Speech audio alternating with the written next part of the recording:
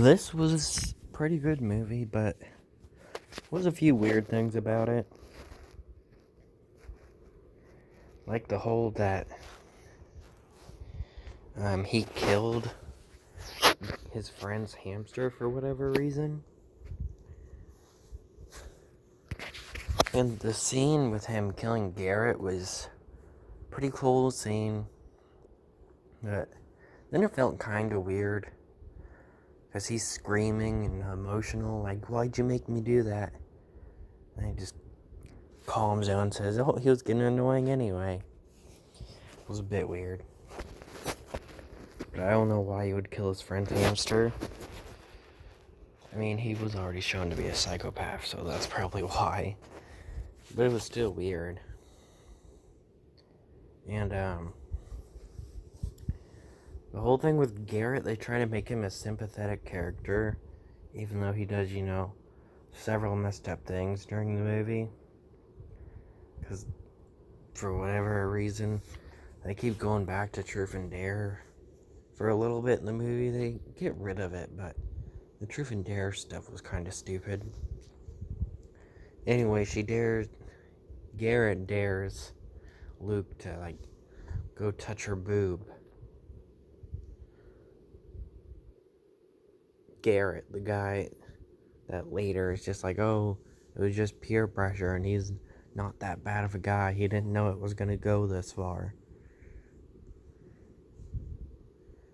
And he was completely fine with the plan of her getting drugged up and losing her memory of the whole night. Though, it was a pretty sad scene when he got killed and he got shot in the chest. And then his last words was, I want to see my mom. No, I want my mom.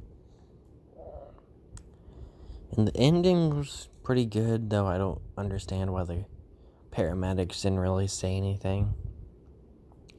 She's getting loaded into the ambulance because she's the only one that survived. Because he didn't finish the job, he just stabbed her in the neck. And when he went upstairs, he just taped her neck with duct tape.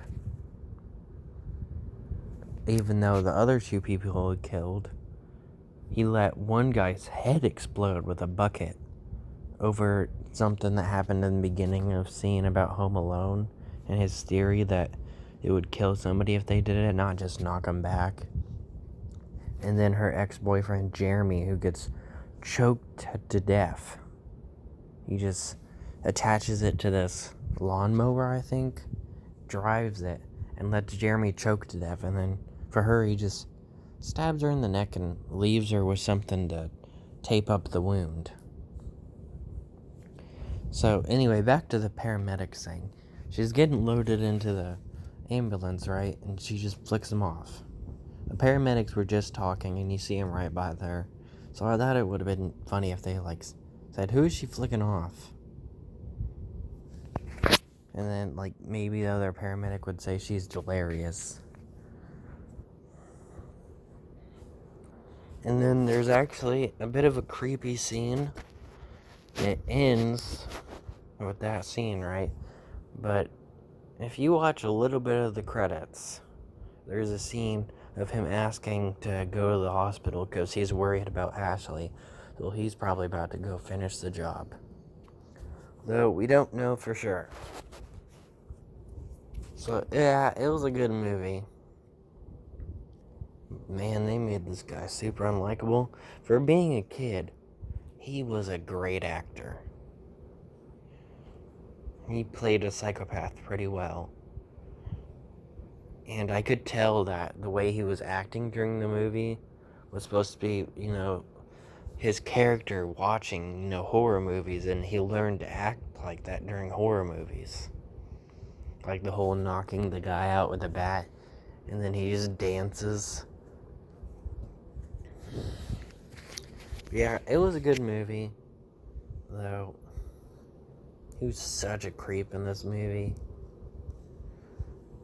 But yeah, that's about it for this movie. Oh, and I do plan to rewatch 2 movies. that I watched and never made a review on. There was this movie called Starve, 2014. It's a cannibal movie, and it was pretty interesting. It was a pretty good movie. And I plan to rewatch Bait, which I actually uploaded a clip when I watched it like 2 years ago of the ending scene that has like 600 or 700 views. So why not make a review on it? As long as it's still on Tubi TV.